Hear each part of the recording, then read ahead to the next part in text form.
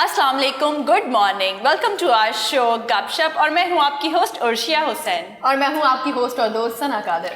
और मैं हूँ गेस्ट होस्ट उनसा शाह। और मैं हूँ आपकी फेवरेट अनम गौहर।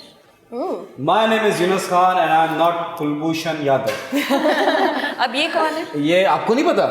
ये Oh my God. रॉ के एजेंट है जो पकड़े गए हैं पाकिस्तान में और बहुत टाइम पहले पकड़े गए थे और उनको एक किया था सजाए मौत की सजा दी थी।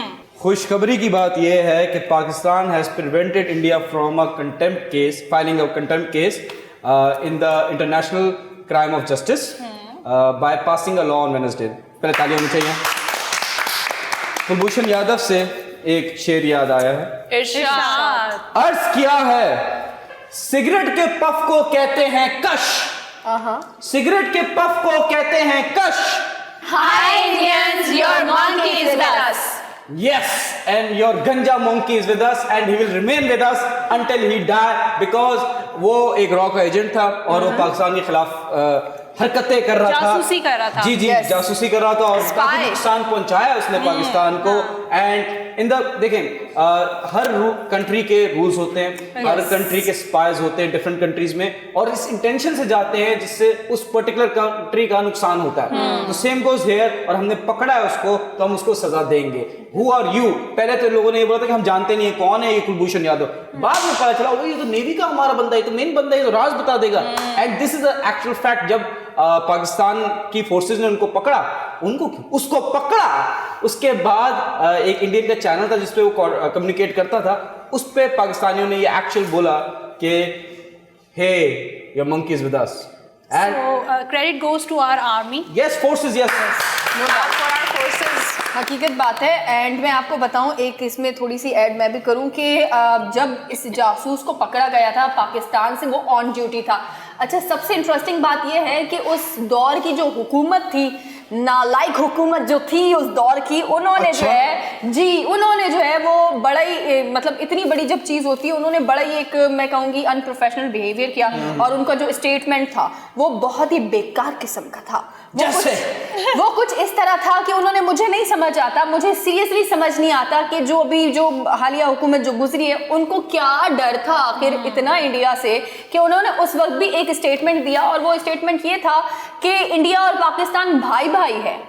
आई मीन वाओ, मतलब आपकी कंट्री के अंदर कोई जासूस आ गया और आगे से आप स्टेटमेंट ये दे रहे हैं। कोई आप मतलब एक होता है ना, आप अगर प्रेसिडेंट हैं, आप अगर वजीर आजम हैं, किसी मुल्क के सरबरा हैं, आपके ऊपर बहुत ज़्यादा रिस्पॉन्सिबिलिटी बनती है कि अब आपने एक्शन लेना है। लेकिन उस वक्त भी जो है इनकी तरफ से सिर्फ इतना सा रिएक्शन आया था कि इंडिया और पाकिस्तान भाई भाई है एंड हम नहीं चाहते कि कोई भी ऐसा काम हो जिसकी वजह से दोनों मुल्क के दरमियान हालात ख़राब हो। लेकिन रिसेंटली जो है वो इस पर जब दोबारा से उसी वजीर आजम से जब पूछा गया, इस सारे सिनेरियो के बाद अभी तक जो है, हालांकि इंडिया और हमारे दरमियान अभी बहुत ज़्यादा इख्तलाफात आ चुके हैं, मैं कहती हूँ कि जितने पहले नहीं थे उससे ज़्यादा तो अभी इख्तलाफात आ गए।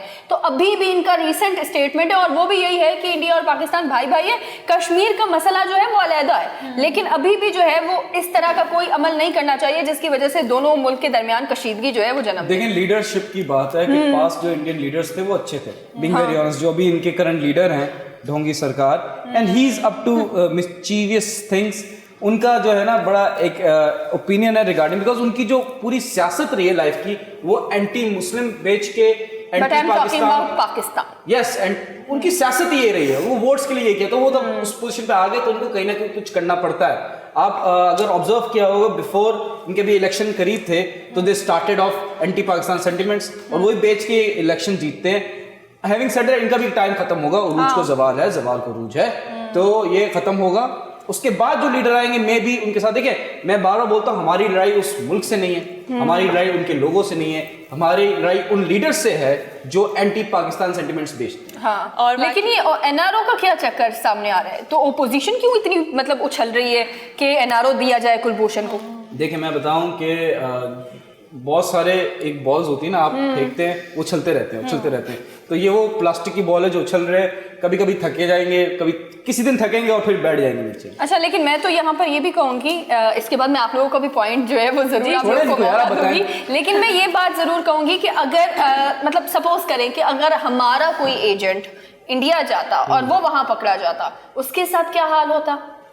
देखिए हकीकत बात हमने एक जेस्चर दिया जब अभिनंदन हमने वापस किया, लेकिन उसका हाल भी लोगों ने बहुत बुरा कर दिया। यस अगर आपने ऑब्जर्व किया होगा कि he has become a mental patient, जो न्यूज आती है जो सोशल मीडिया पे शेयर होती है इंडिया की तरफ से, उसके बारे में लेकिन इंडिया की तरफ से तो ये भी बात आई है कि उसे तरक्की दे दी गई। ये बोलने की बातें हैं। एक सिंपल सी बात है, कोई एक आपका सोल्जर किसी और मुल्क में पकड़ा जाता है तो आप जिंदगी भर उस पर शक करते हैं, क्योंकि कहीं ना कहीं ब्रेन वॉश ना हो, कोई चिप ना डाल दी हो, इतनी टेक्नोलॉजी एडवांस है।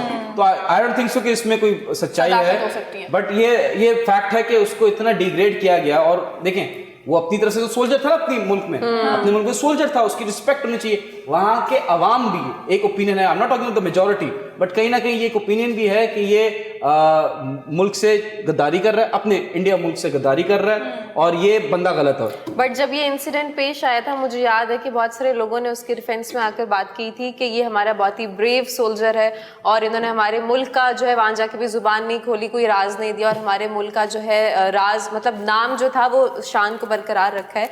लेकिन उस वक्त उनके फेवर में बहुत सारे लोग थे। अभी करंट जो सिचुएशन चल रही है उसके हिसाब से मैं देखूँ तो obviously there are mixed opinions. किसी का मानना है कि ये चीट कर सकते हैं, कुछ कहते हैं कि नहीं वो सही थे, लेकिन कुछ कह नहीं सकते, हर किसी का अपना पॉइंट ऑफ व्यू इस बारे में। हकीकत बात है। अब ये एक जो हैं वो रिवील हुए हैं, हो सकता है कुछ और भी ये भेजते हों इस तरह के जासूस बहुत टाइप के। भेजते हैं, बहुत भेजते हैं। आपने देखा होगा एक था टाइगर, एक फिल्म आई थी जी, और ये एक और है टाइगर श्रॉफ जो एक एक्टर है इंडिया का। मुझे पता नहीं ये जानवर का बेटा है या ये इंसान का बेटा है, ये समझ है नहीं- तो नाम से मैं थोड़ा इंसान का confused बेटा, हूँ। लेकिन वो अकेला जाके सीरिया में पूरी फौज से लड़ गया। कोई तीसरा या चौथा पार्ट आया है, उसके बाद वाला पार्ट भी उसकी स्टोरी रिलीज हो गई है सोशल मीडिया पे। उसमें कहा है कि वो जो टाइगर श्रॉफ है वो मार्स पे चला गया और एलियन से लड़ता है, सब एलियन से अकेला लड़ा है और हरा के आ गया है। तो ये बॉलीवुड में ये लोग चैंपियंस हैं अपनी फिल्म्स में, ये स्टार्स हैं, वर्ल्ड कप जीत जाएंगे। ये अभिनंदन पे मूवी बना लेंगे और उसमें दिखा देंगे कि हीरो। लेकिन मैं आपको एक बात बताऊं, अंदर की बात है, ये बात इंडिया नहीं पहुंचनी चाहिए, ठीक है? ओके। कैमरामैन ये एडिट कर देना। अभिनंदन को हमने ट्रेन किया जैसे हमने मेजर अदनान समी को किया था, ठीक है? आज तक वहां जाके उसने मुंह नहीं खोला और यहाँ पे हमें सब कुछ बता दिया। तो बहुत जल्द इंडिया की जो एयरफोर्स है वहाँ पे मसले होने वाले हैं, बिकॉज अभिनंदन ही करेगा, ठीक है? ये बात बाहर नहीं जानी चाहिए। मेजर अदनान समी तो ना ही लगाएं। अदनान समी के साथ मेजर वर्ड की जो मुझे लगता है गुस्ताखी और बेइज्जती बेहुरमती है। देखिए मैंने पहले ही बोला था जो क्या आप जो को आई नो, अगर बात सुने आपने, एक तो टाइगर की भी बात की थी, मैं थोड़ी सी उस पर भी रोशनी डाल दूं कि वो बहुत ही नॉन रियलिस्टिक मूवीज बनाते हैं। मतलब कोई स्पाई कर रहे अच्छी हैं बात किसी है सर। दूसरे मुल्क को होके और एजेंसीज को ज्वाइन करे और इतने सारे सीक्रेट्स को वो डिस्क्लोज कर रहे हैं। कितना आप ख्वाबों की दुनिया में रहते हैं। India wake up. यार एक बात अच्छी थी इस मूवी की, दुनिया में ना रहे। एक बात अच्छी थी इस मूवी की, कैटरीना कैफ थी ना, पाकिस्तानी एजेंट दिखाई थी। ये बहुत अच्छा था, लेकिन ये जो इन्होंने दिखाया ना कि किसी को प्यार के जाल में फंसा के उससे सारे सीक्रेट्स ले लो, ये बहुत ही ऐसा नहीं होता एजेंसीज में। इंडिया आपकी आवाम शायद होगी बेवकूफ़, पर हमारी नहीं है। हाँ जी, उनकी आवाम एक्चुअली ये में- लोग फैंटेसी वर्ल्ड में रहते हैं, ख्वाबों की दुनिया में रहते Yeah, हैं। right. ख्वाबों में कुछ भी हो सकता है। हाँ, हकीकत बात है। लेकिन मैं कहीं ना कहीं लेकिन अभिनंदन आएगा एक बुरा ख्वाब बन के इनके लिए, किसके ख्वाब में? आपके? इंडियंस के। यार उर्शी आप कहाँ हैं? नहीं मैं आपको दे रही हूँ ना, क्यों दे रही हूँ कि आप बोले। Thank you. क्या बोलूँ क्या बोलूँ बताएं? अच्छा, लेकिन मुझे एक चीज़ जो लगती है वो ये लगती है, थोड़ा सा मुझे बुरा पर्सनली भी लगता है, वो ये लगता है कि हमारे पाकिस्तान के अंदर जो है वो अनफॉर्चुनेटली जो है यहाँ पर इंसाफ उस तरह का नहीं है जिस तरह का होना चाहिए। मतलब हमारे यहाँ पर अगर कोई भी किसी भी मुल्क का जासूस है, वो अगर आता है, जिस तरह से आपने देखा होगा रेवन डेविस के साथ क्या किया गया, वो जासूस नहीं था लेकिन फिर भी, लेकिन जासूस नहीं था लेकिन फिर भी छोड़ दिया। हालांकि हमारी डॉक्टर आफिया सिद्दीकी जो है, जो कि बाहर मुल्क में है और पूरा उनका करियर, उनकी जवानी, उनकी जिंदगी जो है वो पूरी कैद में गुजरी है और अभी तक भी किसी को ये चीज़ पता ही नहीं है कि वो जिंदा हैं, किस हालात में है, किस हालत में नहीं मुझे है। लगता कि ये अलमिया है। अल्लाह बेहतर जाने, बट आई थिंक जो सजा मिली थी उनको, मेरे ख्याल से 1000 ईयर्स की, 100 ईयर्स की कुछ ऐसी सजा मिली थी। I think so she would be surviving. और जुल्म अलग करते हैं अमेरिका। मैं आपको बताता हूँ कि आफिया सिद्दीकी का जो भी इनका क्राइम था वो मेरे ख्याल से आउट ऑफ कंट्री था, पाकिस्तान में नहीं था। रेवन डेविस ने पाकिस्तान की जमीन पे क्राइम किया, उसके बाद वो रातों रात गायब हो गया। Same goes with the guy जो जाहिर जाफिर है, he is also the citizen of US if I am not wrong. अगर तो यहाँ पे अगर इंसाफ नहीं मिलता, ठीक है, और ये रातों रात गायब हो जाता है, यूएस के लिए चला जाता है, तो फिर मेरा अपना पर्सनल ओपिनियन है कि इस मुल्क से मैं शायद इंसाफ की उम्मीद रखना छोड़ दूं, क्योंकि इंसाफ उस टाइम नहीं मिला था। वो तो हम कहते थे ना करप्ट गवर्नमेंट है। इस गवर्नमेंट के लिए हम कहते हैं कि करप्ट नहीं है, ये एक इंसाफ नामी पाकिस्तान तहरीक इंसाफ है। और अगर इस टेन्योर में इंसाफ नहीं मिला तो शायद दिल खराब हो जाए, not with the country but with the people who are running this country. No, but लेकिन you are एक- not allowed to think negative. Stay positive. हाँ लेकिन अगर हम Let's see एक now, यहाँ let's पर see how this story ends. हाँ लेकिन अगर हम एक मैं चाहूँगी कि आप लोग जो है वो मुझे इस चीज़ का जवाब ज़रूर दें। मैं चाहती हूँ कि जानना चाहती हूँ कि आपके दिमाग में आखिर क्या है। अगर सपोज करें कि अभी क्योंकि पूरी ओपोजिशन जो है वो कहीं ना कहीं जो दिख रहा है वो यही है कि वो चाह रही है कि एनआरओ जो है वो दिया जाए और एनआरओ देकर मामला जो है उसे रफा दफा किया जाए। हालांकि ओपोजिशन ये चाह रही है, लेकिन जब अगर तहरीक इंसाफ की बात आती है, तहरीक इंसाफ ने अभी भी कहा है कि अगर हम इस चीज़ पर इंसाफ नहीं कर सकेंगे तो जो आलमी अदालत इंसाफ है वहाँ पर पाकिस्तान जो है उसकी इमेज काफ़ी ख़राब हो जाएगी। व्हाट यू थिंक, आप लोगों को क्या लगता है कि क्या हकीकत में अब इस तमाम तर मामले को किस तरह से लेकर जाना पड़ेगा? If I'm wrong, कि जो जजमेंट पास थी वो मिलिट्री कोर्ट से थी, हाँ तो आई डोंट थिंक सो कि वो अपोज होनी चाहिए। बिकॉज देखें, मुल्क का नुकसान करता है कोई, मुल्क के उसकी वजह से इट्स प्रूवन कि जो इवेंट्स हुए कराची में, सफूरा एक इंसिडेंट हुआ था, सफूरा बस का कोई इंसिडेंट हुआ था, if I am not wrong. Yunus आपकी राय जानेंगे, लेकिन एक छोटी सी ब्रेक का टाइम है, तो ब्रेक के बाद आपसे और बात करेंगे इसके बारे में। आप कहीं मत जाइएगा, हमारे साथ रहिएगा। मिलते हैं एक ब्रेक के बाद।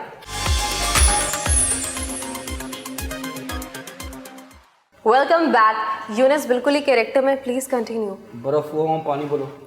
अरे पानी और जी, पानी कुलभूषण यादव था, इसकी वजह से साबित हुआ है कि सफूरा चौरंगी का इवेंट था, उसमें बहुत सारी डेथ्स हुई। ठीक है, हैविंग सेड दैट, देखें अगर आप इस ज़मीन पे आके इस आवाम का नुकसान करेंगे उसको सज़ा मिलनी चाहिए। यस अब ये मैं बताता हूँ, इंटरनेशनल जाती है बात, अगर उसके कोर्ट ऑफ जस्टिस में जाती है वो छूट जाएगा ना, वो छूट जाएगा।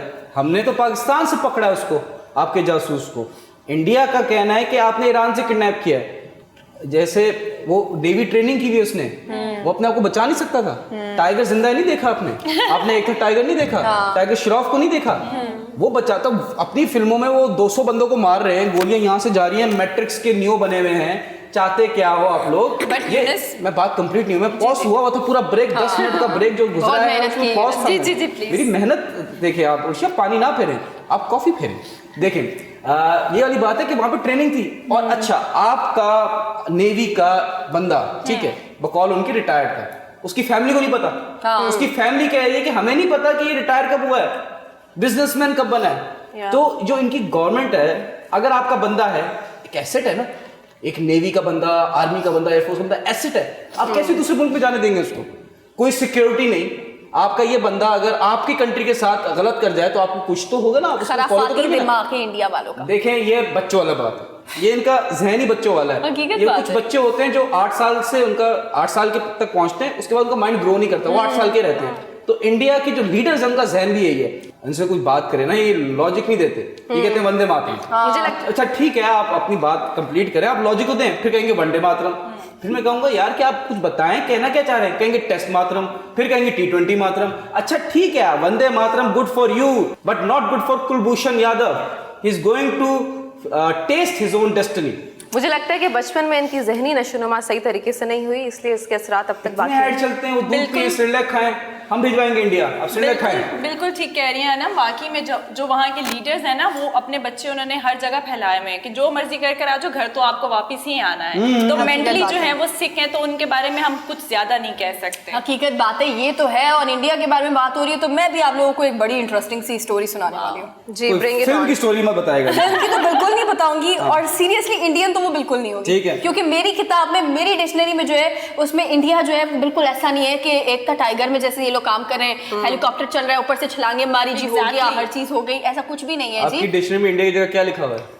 बेवकूफ। खैर ये बातें बताने की नहीं होती, नजर लग जाती है। लेकिन हम आते हैं बैक टू द पॉइंट। आपको पता है ये चीज कि इंडिया का एक सहाफ़ी है, सहाफ़ी के बारे में बात हमेशा मैं करती हूँ क्योंकि मुझे वो जो पर्ची रख के यूं वाली सहाफत करते हैं ना, मुझे वो बिल्कुल सहाफत अच्छी नहीं लगती। और खास में लिफाफा सहाफ़ी जो कुछ होते हैं, जो कि खास तौर पर इस्लाम को बहुत टारगेट करते हैं। इस्लाम फोबिया जो है इंडियंस के अंदर कूट कूट कर पड़ा हुआ है। जी मैं, आप लोगों ने गैस तो कर लिया होगा कि मैं किसकी बात कर रही हूँ।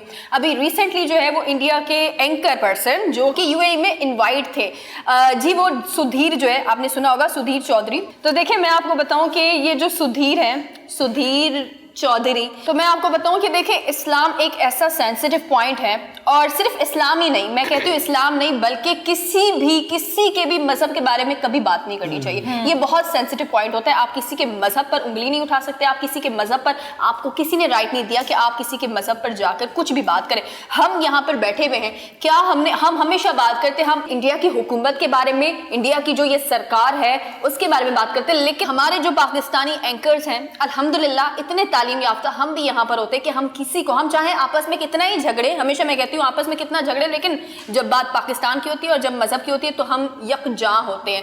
तो मैं आपको बताऊं जी, इनके भी मुंह पे थप्पड़ लगते हैं, ऐसा नहीं है कि इनके मुंह पे थप्पड़ नहीं लगते, करारे टाइप के जो थप्पड़ होते हैं ना, ठश ठश वाले, वो थप्पड़ तो इंडिया को लगते हैं। एक थप्पड़ और पाकिस्तान में देखो ठश ठश वाले हो जाए, ठश ठश हो जाए, एक सेकंड, ठश ठश हो जाए, ठश ठश ऐसे थप्पड़ इनको लगते जरूर है। तो मैं आपको बताऊं थप्पड़ कैसे लगा जी, कैसे लगा पूछो? मैं तो इधर बैठा था, मैंने जी कैसे लगा? इनको थप्पड़ ऐसे लगा, मैं कहती हूँ ये कोई इतनी बड़ी इंसल्ट है, इनकी इतनी बड़ी इंसल्ट है, बंदा क्या इनको बताए कि जी वो शारजा जा रहे थे, ठीक है, उनको इनवाइट किया कि आप यहाँ पर आए, एक प्रोग्राम था उनका जो उनको वहाँ करना था सुधीर को, और वो वहाँ जा रहे थे। उसके बाद जी वहाँ की जो प्रिंसेस कह दें आप, वहाँ की जो शारजा की प्रिंसेस थी, मलका थी, उनका नाम है हिंद बिनते फैसल, उन्होंने ट्वीट किया और इतना कमाल का ट्वीट किया, मतलब आपने दिल जीत लिया उनका। मैं आपको ट्वीट बताती हूँ कि उन्होंने कहा क्या। जब तक आप ट्वीट देखें मैं अरबी में बोल दूं, दिल ख्वा वो जीतू हिंद जीतू। तो उस शहजादी ने जो है वो ट्वीट में ये कहा है कि गोबर खाने वाले आदमी को जो इस्लाम और मुसलमानों के खिलाफ बकवास करता है इस पुरअमन मुल्क में क्यों बुलाया। वाह वाह, अब मैं वापस थैंक यू करूंगा।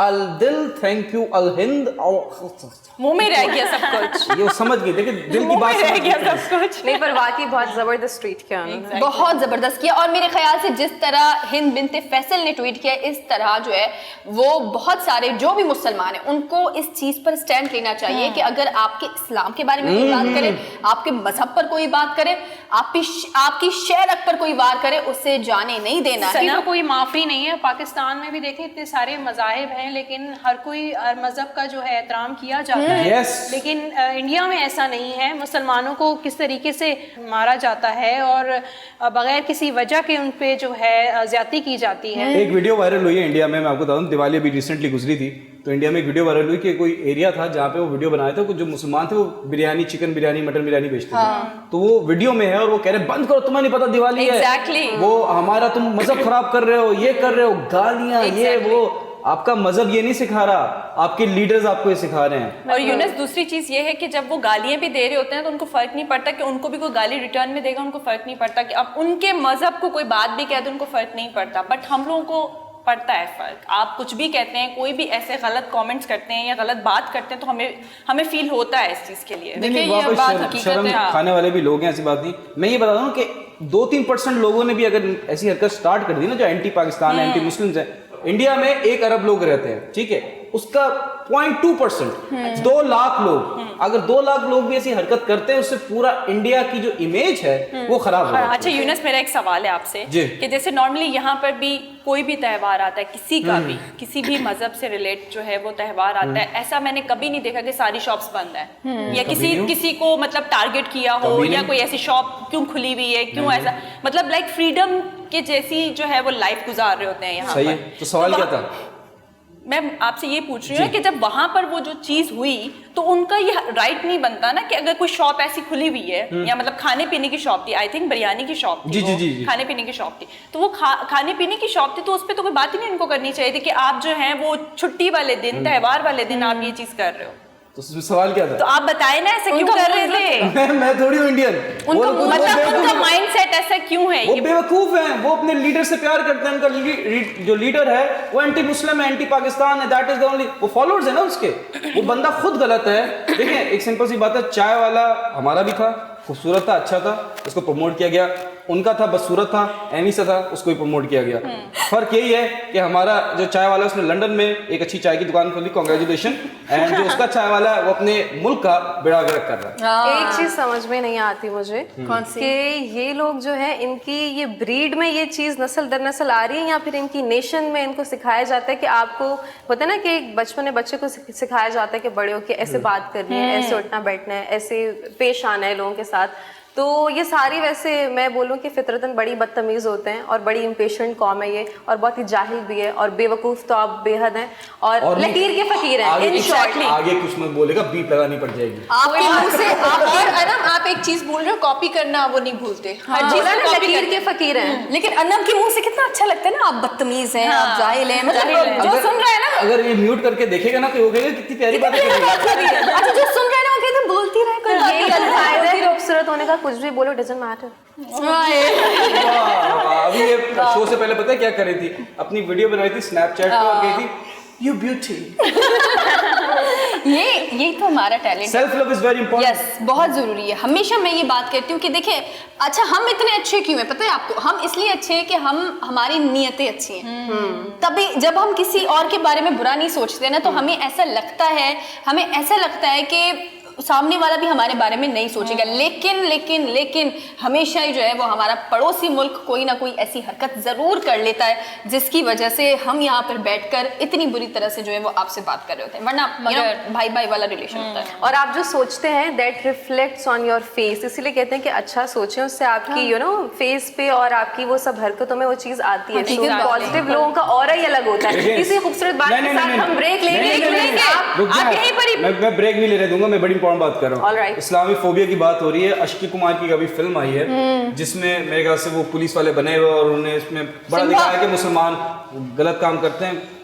देखें अश्की कुमार साहब, ये मैं आपको लास्ट वार्निंग दे रहा हूँ, इस बार मैंने आपको छोड़ दिया क्योंकि सिर्फ एक रीजन था। कौन सा? कैटरीना कैफ। तो अश्की कुमार नहीं अक्षय कुमार, देखें एक सिंपल सी बात है ऑन अ सीरियस नोट कि देखें इस्लाम से बढ़ के कुछ भी नहीं है। आइदर अक्षय कुमार का I am a big fan, बहुत सारे पाकिस्तान में लोग हैं जो फैन उसके एक्टिंग के, बट प्रमोटिंग दैट कल्चर, ये इनडायरेक्टली जो वार करना है ना, ये छोड़ दो इंडियंस, सामने से लड़ो, फिर हम आपका जहाज गिराएंगे, उसके बाद उसको चाय पिलाएंगे सोल्जर को, और फिर उसको वापस करेंगे ट्रेन करके आपके मुल्क में वो प्रॉब्लम्स क्रिएट करेगा। उनकी दुकान ही ऐसे चल रही है हमें बुरा दिखा के, अपना आप दिखाएं आप बहुत बुरे हैं। इससे पहले दुकान बंद हो जाए, और हमारी दुकान कभी बंद नहीं हो सकती। मिलते हैं छोटे से ब्रेक के बाद, लेकिन ब्रेक के बाद हमारे पास मौजूद है एक सिंगर जो हम सबको एंटरटेन करेगा, आप सबको एंटरटेन करेगा। मिलते हैं एक छोटे से एंटरटेनिंग ब्रेक के बाद। Welcome back.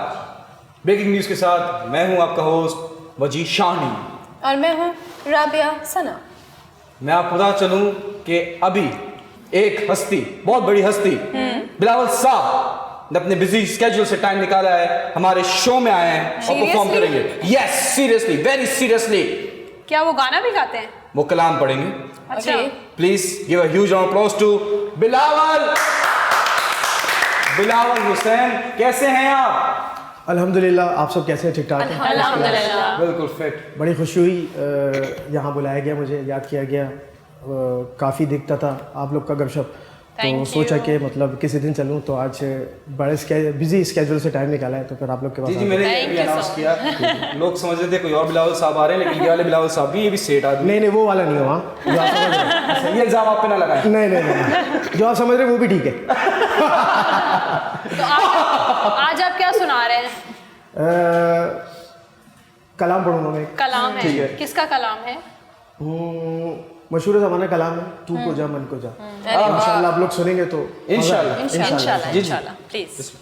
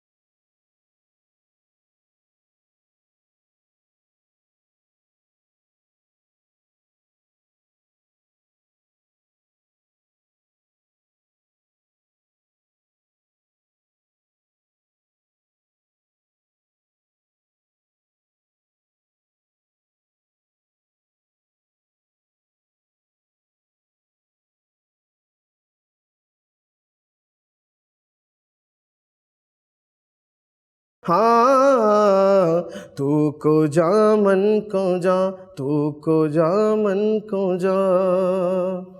माशाल्लाह सुभान अल्लाह, बहुत ही खूबसूरत आपकी आवाज़ है, सीरियसली बहुत खूबसूरत आपकी आवाज़ है। और ये कलाम बहुत मुश्किल है, बहुत कम ऐसे आपने कोई लोग प्रोफेशनल मौजूद होते ट्रेनिंग ली है या नहीं भाई, बस सो के उठाऊँ तो डायरेक्ट आया, वाकई? कोई ट्रेनिंग नहीं, कुछ नहीं। बिलावल साहब ये बताएं क्या कर रहे हैं आजकल? भाई मुझे साहब लगाएं बिलावल के साथ तो फीलिंग्स चेंज हो जाती हैं, थोड़ा सा ख्याल करें। डोंट वरी, मैं शेख रशीद नहीं। Oh my God. बताएं क्या हो रहा है आजकल? बहरहाल भाई आजकल एक छोटा सा फास्ट फूड खोला हुआ है, जॉब कर करके थक गया था, तो मैंने सोचा कि यार जो मेहनत हम दूसरों के लिए कर रहे हैं तो वो अपने लिए कर ली जाए तो ज़्यादा बेहतर है। तो थोड़ा सा टाइम लगा लेकिन अकल आ गई माशाल्लाह। आपके भाई का बिजनेस शपाटर चल रहा है। Very nice. और मुझे भाई तो घर पे, अब अपनी बात करें। जी जी। हाउ कैन यू से कि आप मेरे भाई हैं यार? अभी पहली मुलाकात हुई है, 5 मिनट पहले आपने बोले भाई यार बिलावल भाई, वो तो दिल रखने के बाद इसको बोलता है। सारे मुसलमान आपस में भाई भाई हैं। बहन भाई भी होते हैं, आप भी ज्यादा वो ना हो, एक्साइटेड ना हो। तो ये तो अच्छी बात है ना, भाई बहन है। जी जी। अच्छा, क्या नाम है आपके रेस्टोरेंट का? मेरे रेस्टोरेंट का नाम है हैश फूड। ठीक है, हैश फूड, है। Hash food. जी जी। आपके जैसे हैशटैग होता है ना, इसी तरह हैश फूड है। Very nice. How do spell it? Sorry, spelling का बेटा। स्पेलिंग मतलब जैसे मतलब हैश होता है, मतलब उसमें हैश। जी जी जी, हैशटैग वाला हैश, उसके बाद फूड। इतना कॉमन बहुत डिफरेंट है। हैश फूड है। और हमारी जो स्पेशलिटी है वो है एक बर्गर। यार हमने स्टार्ट किया था, सच्ची बात यह है कि हमारा बर्गर चल नहीं रहा था, तो बर्गर बेनाम था। तो अब मैंने मतलब बर्गर चल नहीं रहा था, सुने तो बता रहा हूँ, सुन चलेगा, सुन तो ले, सुने तो बात तो Business सुने, नहीं चल रहा था। बता रहा हूँ। तो स्टार्ट होता है, आपको पता है कि मतलब 20 बर्गर, 25 बर्गर, 30 बर्गर। तो थोड़ा सा दिमाग लड़ाया, मैंने बोला भाई एक काम करते हैं, बर्गर का मतलब जैसे आपने नाम सुना होगा कि मतलब कैंटेकी और सुपरस्टार, मतलब डिफरेंट ब्रांड्स के मतलब एक नाम होता है। मैंने बोला भाई ठीक है, मैंने कहा ठीक है, हमारा फास्ट फूड छोटा है लेकिन बर्गर का नाम होना चाहिए। तो फिर आपके भाई ने बर्गर का नाम दिया शपाटर। शपाटा। मेरे भाई ने क्यों नाम? अच्छा, आप अपनी बात कर रहे हैं। शपाटा। यार मैं तुमसे मिलता हूँ 5 मिनट के बाद। देखिए आप प्लीज ये यार ना करें, दिस इज नेशनल टेलीविजन। अच्छा, आप अपने जो कस्टमर्स को ठीक है मैं भी करूँगा। असल में मैं आपको बता, आपने बर्गर की बात कही ना, इस वजह से यूनस थोड़ा पर्सनल हो रहा है। अच्छा। क्योंकि यूनस अपने आप को बर्गर कहते हैं। ये अपने आप को बन कबाब कहते हैं। अच्छा, नहीं, अब बिल्कुल सारे नहीं। सैंडविचेज हैं। अच्छा, ये बताए और ये शपाटा। हमारे घर में वाले कबाब है। आपका ठेला बंद हो जाए, बात कर लूँ। अच्छा सुने, आप जब सर्व करते हैं अपने कस्टमर्स को बर्गर या कोई भी जो भी फास्ट फूड करते हैं, तो क्या गाना गाकर करते हैं या सिंपल वे में? नहीं मतलब शक्ल देखते और लेते लोग। भर कबाब आ गया। नहीं उनसे ये आप क्या बोल रही हैं? क्या मतलब ऐसे कोई सर्विंग होता है ना, ये लो singing। बर्गर। हाँ, ये क्या होता है? वही सिंगिंग का शौक होता है, तो शौक बंदा की बात हर कर जगह रहे जो हैं। है ना, कॉफी अब कोई डांसर होगा वो यूँ लाएगा। एक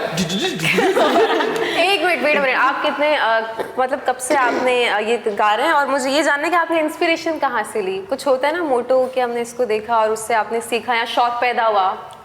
नहीं देखा सीखा क्या मतलब, कोई तो आइडियल होगा गॉड आपका। गिफ्टेड है आपकी इंस्पिरेशन। नहीं इंस्पिरेशन मतलब क्या कि Singer, ये कहने सिंगिंग के- में किसी से इंस्पायर नहीं हुए? गाने के हवाले से कह रहे, बिजनेस के हवाले से गाने कह के हवाले से? रहे। नहीं इसका बिजनेस बंद बिजनेस ने कराओ। हमें क्या ये मुझे पता है। तो वो आप बर्गर पे लगे थे ना, मैं समझा शायद आप उसी को कंटिन्यू गाना कर गाने आए, बर्गर थोड़ी बेचने आए। What a point! I wish you all the best for business. Now back to our singing topic. आपकी इंस्पिरेशन कौन है सिंगिंग में? इंस्पिरेशन कह लें क्यों कह लें, आप बताएंगे तो कहेंगे। राहत फतेह कह लें। ठीक है, राहत फतेह अली खान। ये और क्या? बर्गर में क्या इंस्पिरेशन है? बर्गर में खाने की, बेचने की। नहीं किससे इंस्पायर होकर आपने तो बिजनेस किया? अंडे वाला बर्गर। किससे, हाँ ये कह सकते हैं। इतने खाए गंदे बर्गर, एक सेकंड जी। बिल्कुल सही कह रही है वो, गंदे बर्गर इतने खाए हैं तो मैंने बोला यार इससे अच्छा तो हम भी बना सकते हैं। अंडे वाला बर्गर गंदा होता है? गंदा होता है। ऐसा ना कहे। 5 साल बाद 10 साल बाद अपने आप को कहाँ देखते हैं? हम देखते हैं जॉर्ज क्लिफ्टन में। Oh my नहीं मैं God. सिंगिंग का पूछ रहा हूँ।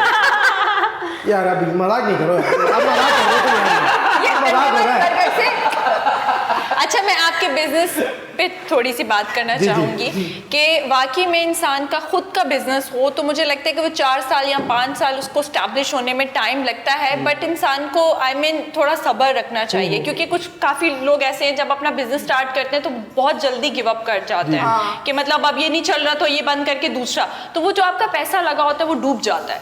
तो ये काफ़ी जो चीज़ें होती हैं वो मतलब वेस्ट हो जाती हैं। और मैं बिल्कुल आपकी बात से सहमत हूँ, बिल्कुल आपकी बात को कंटिन्यू भी करूँगा। और सीन ऐसे ही था जी। 1 साल जब हम लॉकडाउन मतलब लगा था, इसी तरह हम लोग छुप छुप के चीज़ें खाने आते थे।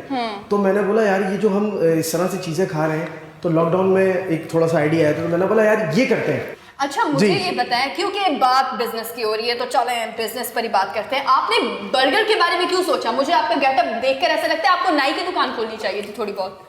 थोड़ी बहुत बर्गर आधी दुकान खोलते आधे कस्टमर को बोलते बोले आप ना धड़ वहीं रखे, टांगे ले आए, ये टांगे वहीं रखे धड़ ले आए। ये आधी दुकान ऐसी होती है सना की। हाँ नहीं, बर्गर का मकसद ये है कि मतलब फौरन ऑर्डर करो फौरन आ जाएगा, मतलब ऐसी चीज है फौरन से ऑर्डर करें फौरन से बाल कट चीज भी सस्ती है ना, मैं खाने के हवाले से कह रहा हूँ। अरे नहीं वो अरे उनको जो serious बोलना बात था कर, बोल एक दिया। सीधा सवाल है, आपने कहाँ से सीखा? क्या? कहाँ से सीखा? जी जी यार सीखा मतलब क्या था, खाने जाते थे। नहीं मैं पूछा सिंगिंग का, आप सिंगिंग नहीं सीखी आपने कहीं से? खेल रहे हो देख लो। नहीं, अभी तो मैच शुरू हुआ। Just kidding. वैसे आपने कहीं, आप खुद शेफ हैं? अपने बर्गर से खुद शेफ हैं? जी जी जी हाँ भाई। अच्छा, जिन लोगों को बिजनेस स्टार्ट करा है उनके लिए क्या टिप्स हैं? करना चाहते हैं, जो बिजनेस स्टार्ट करना चाहते हैं अपना, उनके लिए कोई टिप्स हैं आपके पास? मतलब टिप्स क्या है, कहने का मकसद ये है कि भाई तलो बेचो। अगर जो सब कुछ जॉब को समझते हैं तो वो जॉब करें, और ये मतलब बंदा मेहनत कितना करेगा किसी के लिए, सही। तो वो मतलब जो आप क्या कहते हैं मेहनत करते हैं वो अपने लिए कर लें, यानी तो कि अच्छा हो जाएगा। आपके कहने का ये मकसद है कि गुलामी कब तक करेगा? बिल्कुल। तो अब यानी कि बॉस वाला लेवल जो था वो आपसे कब से आपके माइंड में ये बात आई कि मैं बॉसी वाला लेवल जो है वो आ जाए? लॉकडाउन में ना। हाँ, क्योंकि उस टाइम पे बहुत ज्यादा डाउन साइजिंग हुई थी। हाँ। तो काफी सारे लोगों ने लॉकडाउन में असल में सोचने का टाइम बहुत था, क्या करना है, That's ये करना है ये करना है ये करना है, तो काफी सारी चीजें ज़हन में आ रही थी, तो मैंने बोला यार बर्गर ही बेच लेते हैं। अपने पैसों से या पॉकेट मनी सेविंग से या किसी? यार एक दोस्त और साथ था, तो दोनों ने मिलके किया। पार्टनरशिप पे। हाँ पार्टनरशिप पे। और बिजनेस के लिए ऐसा भी है ना कि लोग कहते हैं कि बहुत सारा पैसा होगा तो स्टार्ट करके आप छोटे पैमाने से भी कारोबार शुरू कर सकते हैं। पैसे कम थे इसीलिए बर्गर का स्टार्ट। इन्वेस्टमेंट कितनी थी आपकी? ऑलमोस्ट 80,000।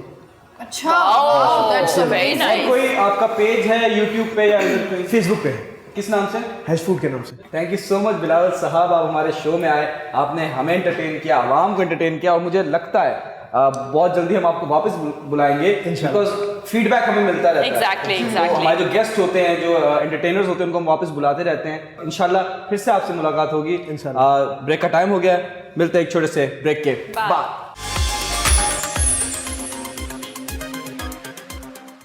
वेलकम बैक नाज़रीन। अपने ही गिराते हैं नस्बत पे पिछले। Oh my God. यही हुआ पीपीपी के साथ। Oh my God.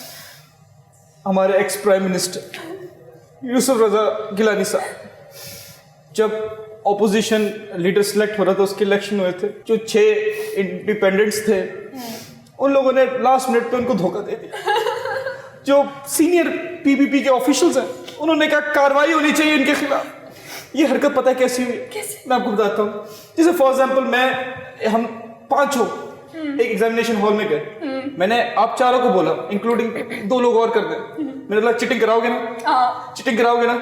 सबसे वादे लिए, पिंकी प्रॉमिस लिए, अल्लाह के वादे लिए, माँ की कस्में उठवाई, लिफाफे दिए, सब दिया। लेकिन जब हम हॉल में पहुंचे, मैं कह रहा हूँ सुना उशिया सनम मुझे खुद नहीं आता, तो ये कार्रवाई होगी पीपी के साथ। और वो जो उनके सीनियर ऑफिशियल्स हैं वो कह रहे हैं कि कुछ कार्रवाई होनी चाहिए, कुछ एक्शन होना चाहिए, स्ट्रिक्ट एक्शन होना चाहिए, but this is politics.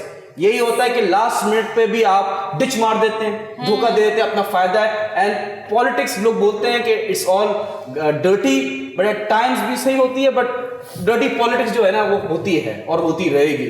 Ji उशिया politician जो होते हैं ना वो किसी के सगे नहीं होते। आई मीन वो अपने घर वालों के सगे नहीं होते, तो आप क्या एक्सपेक्ट कर रहे हैं? देखिए जो हुआ सो हुआ, आगे भी होगा, बिकॉज उनकी जब गवर्नमेंट थी उन्होंने बहुत सारे प्रॉमिसेस किए और डिच कर दिया। और सबसे बड़ा प्रॉमिस जो आवाम को रिलीव करने का प्रॉमिस होता है वो किसी हुकूमत ने पूरा नहीं किया। Exactly. तो let's hope for the best. ये जो हुकूमत है अभी इनका टेन्योर खत्म नहीं हुआ, बट आई विश और आई एम वेरी होपफुल कि जो आवाम के मसले हैं, हमारा जो एक नाम है पूरी दुनिया में और अच्छा होगा और आवाम के मसले हल होंगे। यूनुस मैं सिंध में तो जो है पीपल्स पार्टी हमेशा से आती है, तो पीटीआई का इन्फ्लुएंस कम ही है। देखिए एक टाइम आएगा, देखिए एक सिंपल सी बात है, लोग ये कहते हैं जो पंजाब में इलेक्शन जीत गया वो फेडरल इलेक्शन जीत गया एक तरह से। यूनुस मैं दुआ गो हूँ कि मतलब वो टाइम खत्म होने से पहले जो है वो चीजें जो है सेट हो जाए, क्योंकि बिकॉज आपको पता है कि आगे क्या होने वाला है। You know When we say politics is a dirty thing, at times ये prove भी हुआ है कि politics is all about dirty it politics. Is इसकी बड़ी बेहतरीन मिसाल मैं आप लोगों को देती चलूं। हमारा जो नेबर कंट्री है भारत, वो वैसे तो ये सुनने में आता है कि भारत जो है वो बहुत ही अपने लोगों को सपोर्ट करता है और उनके हक में बोलता है, लेकिन ऐसे ही कुछ लोगों को लेके भारत ने एक ऐसी ओछी हरकत की है जिसकी वजह से ये पता चल चुका है कि भारत जो है ये अपने जो इनके मुल्क में लोग रहते हैं ये उनका भी सगा नहीं है। एक और ऊंची हरकत इनकी कितनी करेंगे ये? बैक टू बैक करते रहेंगे या मरते दम तक करते रहेंगे, ये इनके नस्ल दर नस्ल चलेगा, लेगेसी में शामिल है, खून में है। जी खून में है। तो भारत ने अभी जो नई हरकत, क्योंकि मैं ये टॉपिक इसलिए लाई हूँ क्योंकि रिसेंटली ही ये बिल रिपेल हुआ है, इसलिए मैं इस पर भी बात करना चाह रही हूँ। थोड़ा मुद्दा गर्म है तो क्यों ना इस पर थोड़ी सी बात की जाए और आप लोगों के साथ शेयर किया जाए कि हमारे नेबर कंट्री में क्या हो रहा है और उनके बारे में थोड़े से मैं पर्दे हटाती चलूँ कि वो किसी के साथ भी, इवन अपने रहने वाले लोगों के फेवर में भी अच्छे नहीं है। इंडिया की गवर्नमेंट बहुत ही डर्टी पॉलिटिक्स करती है, इसमें कोई दो राहें नहीं है, क्योंकि उनके फार्मर्स के साथ उन्होंने इस हद तक ज्यादती और नाइंसाफी की है। इस बिल की 3 अहम शर्तें थी, 3 क्लॉजेस थी, जिसका पहला क्लॉज ये था कि APMC मतलब कि एग्रीकल्चरल प्रोड्यूस मार्केट कमेटी को जो फार्मर्स हैं वो अपना अनाज नहीं बेच सकते, बल्कि सिटी या डिस्ट्रिक्ट के अलावा अब इंडिया के बाहर जाके किसी भी कंपनी में या इंडिया के किसी भी हिस्से में वो बेच सकते हैं। अच्छा, बज़ाहिर तो ये बात सुनने में अच्छी लगती कि पहले वो सिर्फ सिटी या डिस्ट्रिक्ट को ही अपना अनाज बेच सकते थे और अब वो कंपनी किसी भी कंपनी को या इंडिया के किसी भी हिस्से में जाकर बेच सकते हैं। लेकिन फार्मर्स के हिसाब से उनको ये ट्रैप लग रहा था, क्योंकि उनके जो लेमैन है या फिर जो उनके एजेंट्स होते हैं जो आगे जाके अनाज को बेचते हैं, वो अपनी जो मुंह मांगी कीमत लगाते थे वो उनको APMC जो कि इनके सपोर्ट के लिए, जो कि इनका अनाज लेती थी, इनसे परचेजिंग लेती थी और इनके मुंह मांगी कीमत इनको देती थी, तो APMC को खत्म कर दिया गया था इस फार्मर बिल में, जिसको लेके बहुत ऑपोजिशन दी थी फार्मर्स ने, क्योंकि इसके APMC की वजह से उनको बहुत हद तक सपोर्ट मिल रहा था। नंबर 1 है कि उनके जो भी अनाज थे मुंह मांगे उनको कीमत मिल रही थी। अब ये जो लॉ था कि आप सिटी या डिस्ट्रिक्ट के अलावा, क्योंकि इसमें APMC को खत्म कर दिया, अब आप कंपनी में जाके बेचोगे तो कंपनी तो आपके हिसाब पे नहीं लगी, वो तो अपना आपको कोई रेट कोट करेगी। तो उससे क्या होगा कि किसान कहते थे कि तो हमें फायदा नहीं है, ये तो हमारे लिए घाटे का सौदा है, तो हमें हमारी APMC वापस चाहिए।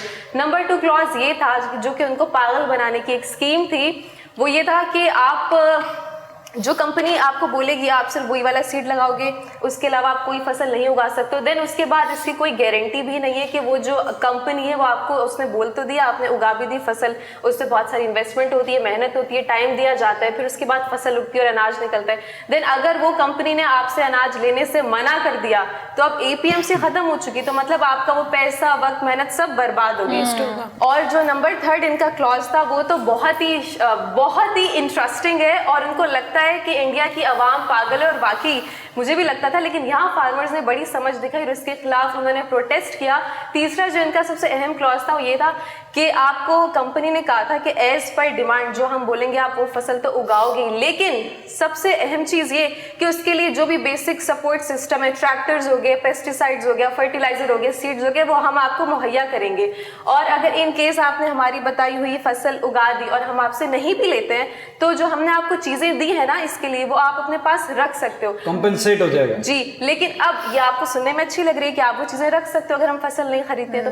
अब फार्मर्स का यहाँ चला दिमाग और उन्होंने कहा कि अगर तो आपने ये ली हुई हो लोन पे, तो इसका बिल तो हमें अदा करना पड़ेगा, जितनी भी आपकी ये चीजें और ट्रैक्टर्स और मशीन्स हैं। तो ये एक तरह से उन्हीं को लूटने की स्कीम में उन्हीं को फंसाया जा रहा था, लेकिन यहाँ वो थोड़ी समझदारी से उन्होंने काम लिया और इसको फार्मर बिल को रिजेक्ट करवाने के लिए उन्होंने अपने प्रोटेस्ट करने स्टार्ट किए। अब ये हुआ क्यों? बेसिकली अंबानी को तो सब जानते हैं, और उसके बाद उनके पंजाब साइड का एक और है बड़ा बिजनेसमैन अडानी, तो उनको बीजेपी जी अडानी उनको बीओडी का फर्क है। हाँ, अंबानी एंड अडानी, लेकिन अंबानी को तो सब जानते हैं। अच्छा, इनको पता है कि अंबानी और अडानी को सपोर्ट करने के लिए इन्होंने ये वाली स्कीम लाई थी ताकि फार्मर्स को नुकसान और ज्यादा पैसा जो है ये उनसे ले सके। लेकिन अब प्रोटेस्ट करने वाले जो फार्मर्स वो भी कोई इतने बच्चे नहीं है। उन्होंने क्या किया, जाके जो जियो, नॉट GEO वाला जियो, JIO जो अंबानी की है एक सर्विस, उसके जाके इन्होंने जितने भी वो थे खंबे उनको डैमेज किया और उन्होंने इंफ्रास्ट्रक्चर वहाँ का खराब किया। दिल्ली इनका कैपिटल इंडिया का, उन्होंने वहाँ रास्ते जाके बैन किए, प्रोटेस्ट करना शुरू किया। And let me tell you the very sad parties के कितने सारे फार्मर्स ने भूख के मारे सुसाइड कर लिया। और बहुत सारी सुसाइड हुई। और तकरीबन ये प्रोटेस्ट चला था 9 अगस्त 2019 में, और तब से लेके अब तक इनका प्रोटेस्ट चल रहा था। ये अब कुछ दिनों पहले ही जाके ये वापस हुआ और फार्मर्स को वापस से सुकून की सांस आई है कि वो वापस से उनकी APMC की जो कमेटी थी उसको इन्होंने एक्टिव कर दिया। और सबसे मसले की बात ये थी कि अगर आपके साथ कोई मिसहैप हो जाता है तो आप उसके खिलाफ कोई आवाज़ नहीं उठा सकते हो, क्योंकि अगर आपको कोई मसला होता है तो आप सिर्फ वहाँ के जो कलेक्टर हैं लोकल नीचे जो बैठे हैं आप सिर्फ उनके आगे अपनी प्रॉब्लम लेके जा सकते हो, जो कि वो भी आगे से उनको फंडिंग होती है बीजेपी की, और वो मतलब कि आपको हेल्प नहीं करेंगे। तो ये पूरा एक प्रोपेगेंडा फैलाया गया था फार्मर्स जी। क्योंकि ये वैसे तो हम इंडिया को बहुत रोस्ट करते हैं, लेकिन यहाँ पे फार्मर्स, क्योंकि मैं समझती हूँ वो बेकसूर थे, उनकी जान गई है, क्योंकि फार्मर्स का घर चलता है, फैमिली जो भी सिस्टम है। तो इसके बारे में मुझे, क्योंकि ह्यूमन बीइंग के बारे में वॉइस रेस करना कोई गलत बात नहीं है, भले वो रिलीजन कोई और हो, कल्चर कोई और हो। तो we don't have problems with the farmers or the people of India. At least we say it again and again, we have the problem with their vision of the leaders of Indian government. Indians में कोई भी humanity नहीं है, even अपने रहने वाले अपने मुल्क के लोगों के लिए भी उनके अंदर इंसानियत थी। उन्हीं को ट्रैक करने के लिए ये घटिया सी साजिश और स्कीम निकाली थी उन्होंने, जो लेकिन अच्छी बात है फार्मर्स ने प्रोटेस्ट किया और फाइनली उनको उनका बिल मिल चुका है। So it's a good thing, इसलिए मैं आप सबके साथ शेयर करना चाहती हूँ। देखिए, इसी चीज़ से ही मोटिवेशन मिलती है कि हम सबको जो है अपने राइट के लिए स्टैंड करना चाहिए। कोई भी मतलब अगर हम सही रास्ते पे हैं, सही डायरेक्शन पे हैं, तो हमें उसी पर रहना चाहिए और हमें अपनी डायरेक्शन को चेंज नहीं करना चाहिए, और एट द एंड हमें सक्सेस मिलती है अगर हम राइट हो। बिल्कुल आप ठीक कह रही हैं। वाकई में जब अपने राइट्स की बात आती है या अपने हक की बात आती है तो उसका जो है वो मुंह बंद करवा दिया जाता है। आई मीन पैसे दे के, या वैसे भी नॉर्मली उसको थ्रेट मिलते हैं या उसको धमकियाँ दी जाती हैं कि नहीं आपको ये काम नहीं, आपने ये काम करना है और आपने इतनी आवाज़ उठानी और इतनी आवाज़ नहीं उठानी। तो वो बेचारे जो किसान होते हैं, जो फार्मर्स होते हैं, जो कि आई मीन घर चला रही होती है, वो चाहते हैं कि अपनी जान बचाएं और अपने बच्चों के साथ वो टाइम जो है वो जितना भी उनकी ज़िंदगी है वो गुजार सकें। तो वो ऐसी चीज़ें ही होती हैं कि मतलब अपनी सेफ के लिए, अपनी सेफ्टी के लिए, अपनी फैमिली को सेफ करने के लिए वो खामोश हो जाता है। हकीकत बात है। मुझे जितना लगता है वो ये है कि हमारे माशरे के अंदर और पूरी दुनिया में ही जितने भी आम लोग हैं, जो ये सरमायाकार होते हैं या हमारे जो किसान हैं, उनको भी हर एक को जो है वो पता होना चाहिए कि उसका राइट क्या है। मतलब आपके जो बेसिक राइट्स हैं, मैं कभी कभी इतनी चीज़ें देखती हूँ और मुझे पर्सनली बुरा लगता है, ख़ास तौर पर हमारी जो ख़वातीन हैं उनके लिए भी मुझे बुरा लगता है कि उनको ये भी नहीं पता कि उनके राइट्स क्या हैं और क्या नहीं है।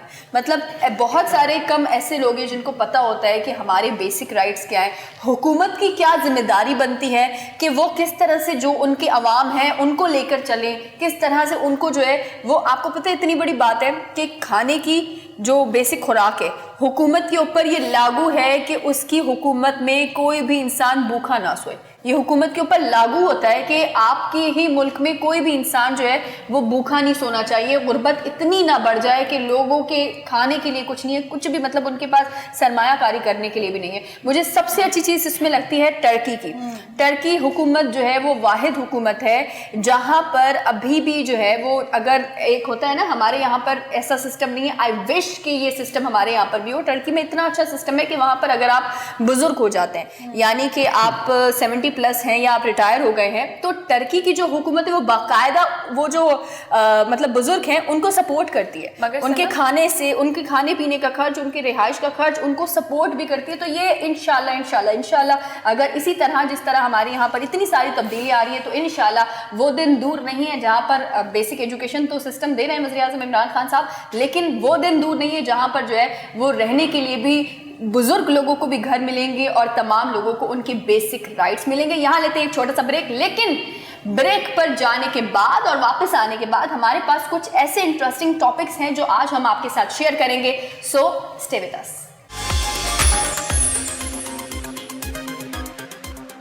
वेलकम बैक नाजरीन, आप देख रहे हैं गपशप। और आपको ये तो पता होगा कि टिकटॉक पर बैन था काफ़ी अरसे से, और अब जो है बैन ख़त्म हो गया है। पीटीए ने बैन ख़त्म तो कर दिया है, लेकिन कुछ कंडीशन रख दी हैं कि कोई गैर ज़रूरी या गैर कानूनी मवाद नहीं होना चाहिए।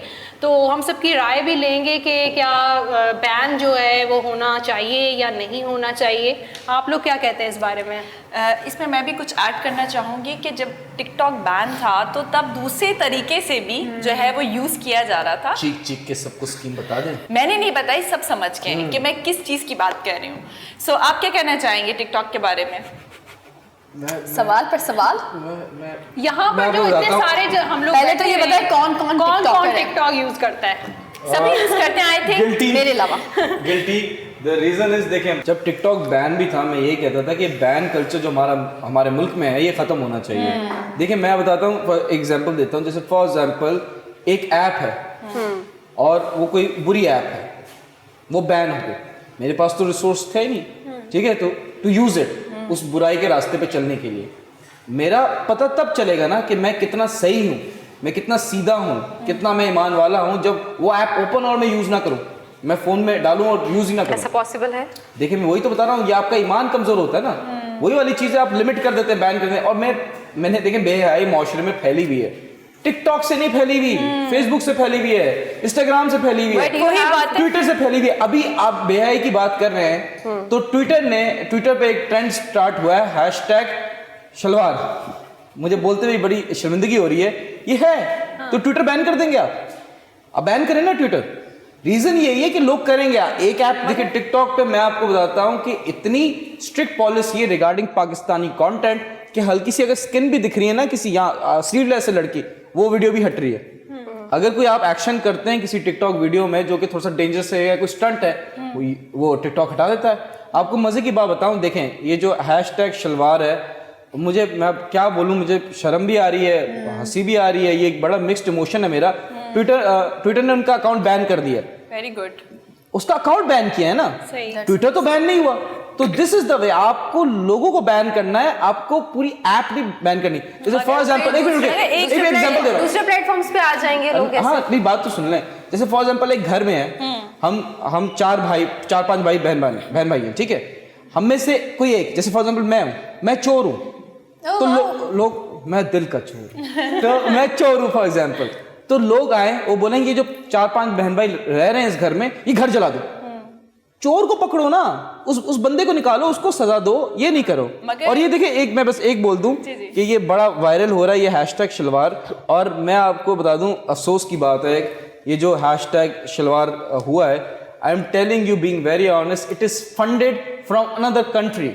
द ओनली रीजन कि कल्चर वॉर हो रही है, हमारे लोगों को वो बताया जाए कि आप भी ये कर सकते हैं थ्रू। अब वो बैन हुआ, उसके बाद इंटेरोगेशन होगी, इन्वेस्टिगेशन होगी, फिर पता चलेगा। और आई एम टेलिंग यू अभी से कि इसमें फॉरेन इन्वेस्टमेंट है। वो जो कार्ड्स लेके एट टाइम्स खड़े हो जाते हैं और वो उस पर गलत चीजें लिखते हैं, वो भी फंडेड होता है। जो मैं आपको बता रहा हूँ, जो मार्च करती हैं खवातीन, आई एम नॉट सेइंग सब करते हैं, बट कहीं ना कहीं फंडेड है to write some bad things जो एक सोसाइटी को ट्रिगर करे और फर्दर एक chaos फैले। एक पॉजिटिव यूजेज भी होता है, एक नेगेटिव यूजेज भी होता है। आप पे डिपेंड करता है कि आप पॉजिटिव ले रहे हैं उसको या नेगेटिव ले रहे हैं। मगर पूरे तालाब में एक भी मछली गंदी होगी तो डेफिनेटली पूरा तालाब ही सब उसको पॉइंट आउट कर रहे होते हैं कि गंदी निकाले ना, एग्जैक्टली। तो जैसे आपने ट्वीट का बताया कि उनका जो अकाउंट है उनको बैन कर दिया गया, तो वो मछली निकाल के हमने फेंक दी। Very good. एंड सेकेंडली, जैसे कि आपने टिकटॉक के बारे में बताया कि मतलब कंटेंट अच्छा होगा तो डेफिनेटली सारी चीजें अच्छी होंगी, वो बैन भी नहीं होंगी। जैसे कि आपने देखा होगा कि बुजुर्ग जो कि मैंने टिकटॉक पे देखे हैं, बुजुर्ग हजरात जो हैं वो टिकटॉक बनाते हैं, वो अच्छा कंटेंट होता है, उनकी सिर्फ बातें ही होती है। मुझे ऐसा लगता है कि वो उनके बच्चे अगर लेट्स सपोज उनकी बातें नहीं भी सुनते, तो जब वो टिकटॉक पे बातें कर रहे होते हैं, नीचे कमेंट्स आ रहे होते हैं, उनके साथ वो बिजी रहते हैं। तो इट्स अ गुड थिंग। लोगों की डांस में यहाँ पर देना चाहूंगी, वो पॉइंट ये है कि मैं आप दोनों की जो पॉइंट है सराखों पर है, लेकिन मेरा पर्सनली मुझे जो लगता है वो ये है कि देखें किसी भी ऐप से एक ऐसा ऐप जो आपकी न्यू जनरेशन को गुमराह कर रहा है, इस तरह के ऐप्स होने ही नहीं चाहिए पाकिस्तान के अंदर। मेरे पास उसका रीज़न है।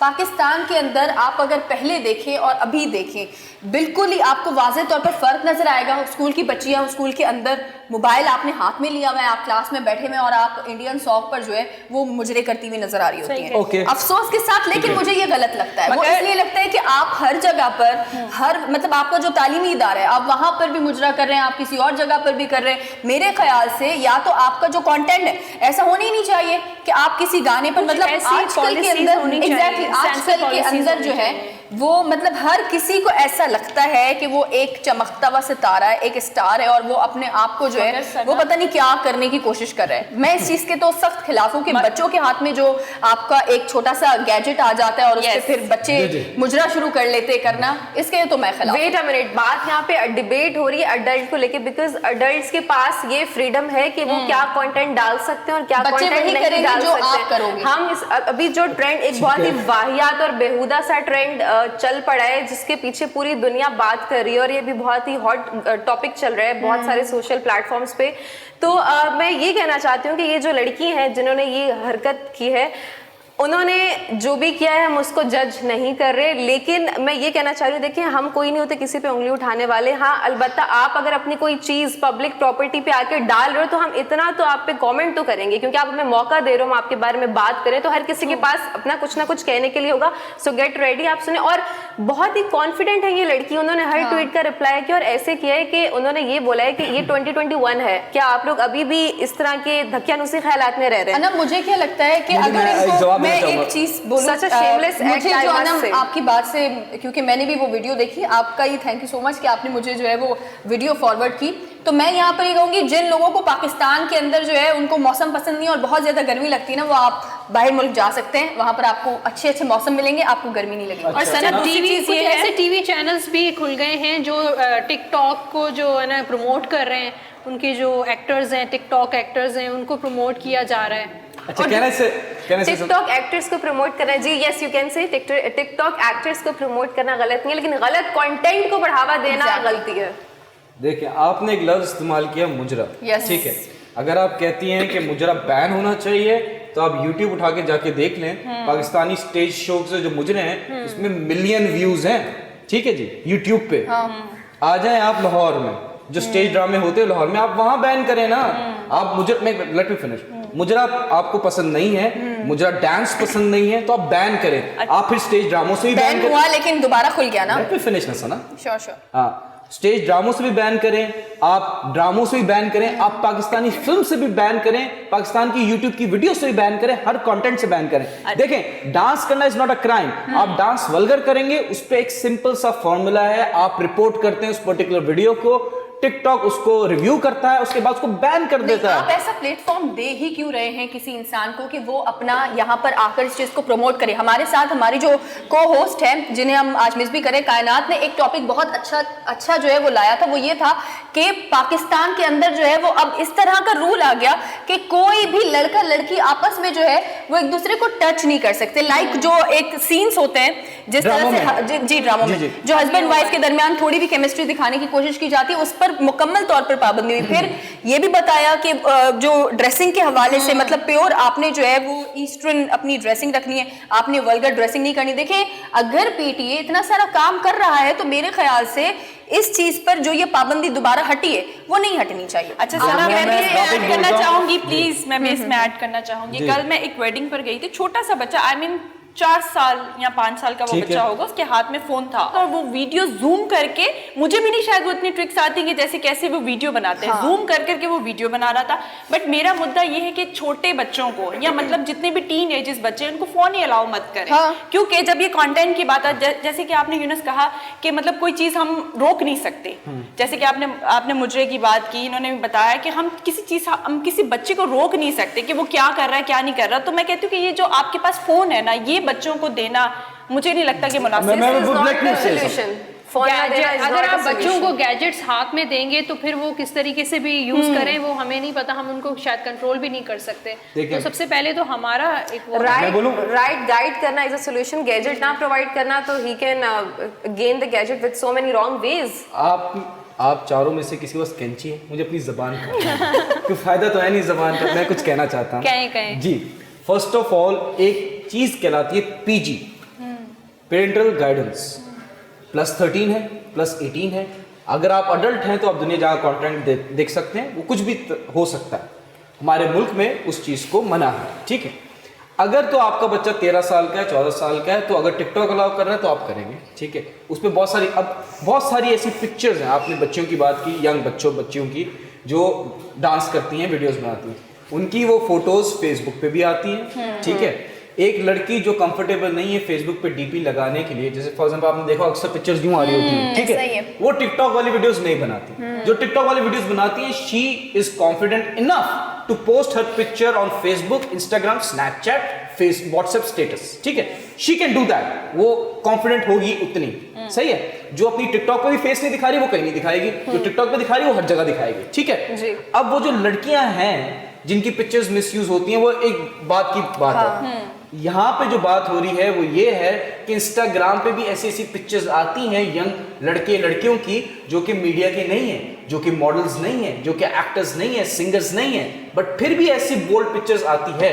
ये जो एक लड़की जिसका ट्विटर का अकाउंट बैन हुआ, उसकी आप पिक्चर्स देखे जाके, आपको पता चलेगा कि मॉडर्न लोग हर जगह है, बर्गर लोग हर जगह है। यहाँ पे देखिए, मैं क्लास की बात नहीं कर रहा कि बड़ी क्लास है तो वो लिबरल है, वो है। जो लोअर तबका भी है वो भी कॉन्फिडेंट इनफ है to post their bold pictures, तो आप पिक्चर्स भी बैन करें। ये देखिए, बैन कल्चर में यही तो कहता हूं कि आप अपनी पॉलिसीज, आप अपने बंदे को ठीक करें एज कंपेयर टू आप कहें। जैसे फॉर एग्जांपल मेरा बच्चा होता है, मेरा बेटा होता है, वो पढ़ता नहीं है सही, वो फेल हो रहा है हर क्लास में, ठीक है।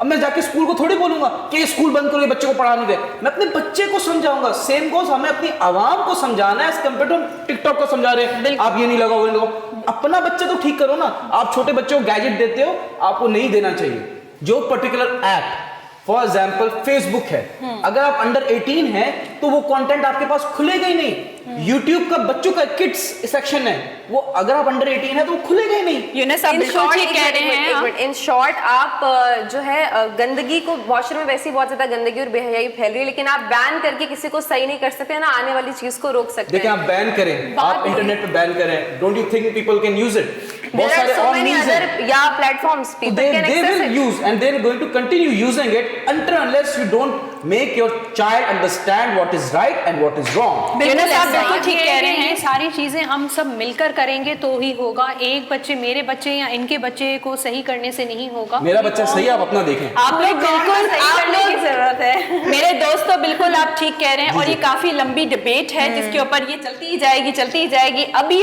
हमारे पास एक छोटा सा ब्रेक है, तो हम लोग सब ब्रेक की तरफ चलते हैं। Will be right back. Okay दुश्मन, हम मिलते हैं एक ब्रेक के बाद। Welcome back. काफ़ी अच्छी बात पे डिबेट हो रही थी, जैसे कि यूनस तो थे, वो स्टॉप ही नहीं हो रहे थे। आई मीन बातें करते तो हमारा ब्रेक का भी टाइम हो गया था। सो मैं भी आप लोगों के साथ एक न्यूज़ शेयर करना चाहूँगी, नादरा से रिलेटेड है। और नादरा, मेरी नादरा, ओके सॉरी, नहीं आप गा सकती हैं। नहीं, मैं बहुत बेसुरी हूँ। अंदर की नादरा बाहर आ गई जी। ऑलराइट, जैसे कि मैंने लास्ट टाइम आपसे एक स्टोरी शेयर की थी नादरा से रिलेटेड के जो लड़कियां हैं वो अपने फादर का नेम जो है वो कंटिन्यू कर सकती हैं, और मतलब हस्बैंड नेम जो है वो नहीं भी यूज़ कर सकती, आई मीन नहीं भी साथ लगाना चाहती, वो अपने पे डिपेंड करता है। नादरा ने अभी एक पॉलिसी इंट्रोड्यूस करवाई है, और वो पॉलिसी ये है कि जैसे कि सिंगल मदर होती हैं, अपने बच्चों को प्रोटेक्ट करना चाहती हैं, सिंगल रह कर उनको फादर की ज़रूरत नहीं होती, लेट सपोज वो दूसरी शादी नहीं करना चाहती या उनके हस्बैंड की डेथ हो जाती है, तो वो अकेले अपने बच्चे का NIC बनवाने के लिए जाती है, तो उनको मतलब उनके पास कोई डॉक्यूमेंटेशन या कोई ऐसी चीज़ नहीं है, अवेलेबल नहीं है, तो वो अपने नाम पर भी वो है NIC बनवा सकती हैं। तो इट्स अ गुड थिंग, क्योंकि ऐसी काफ़ी सारी मैंने सिंगल मदर देखी हैं जो कि इन सब चीज़ों पे काफ़ी सफ़र कर रही होती हैं, और ये बहुत अच्छी बात है। नादरा ने पहले भी बहुत अच्छी चीज़ निकाली और अभी भी बहुत अच्छी चीज़ निकाली है, तो इट्स वेरी नाइस। नादरा के लिए तालियां। नादरा वी लव यू, और मैं वो फिल्म वाली नादरा की बात नहीं कर रहा। अच्छा, मैं आपसे एक सवाल करूंगी कि जो आपने कहा कि नादरा ने एक नई पॉलिसी जो है बनाई है, वो तो क्या मदर के नाम पे ही बच्चे का नाम अटैच होगा, यानी कि फादर की जगह पे? एग्जैक्टली मतलब वो खुद से जो है वो अपने डॉक्यूमेंटेशंस बच्चे के नाम जो है वो करवा सकती हैं, वो NIC जो है वो इशू करवा सकती है। उषा, मेरा एक सवाल ये है कि जो अब नादरा के NIC रिन्यू होंगे वो कितने टाइम में मिल जाएंगे?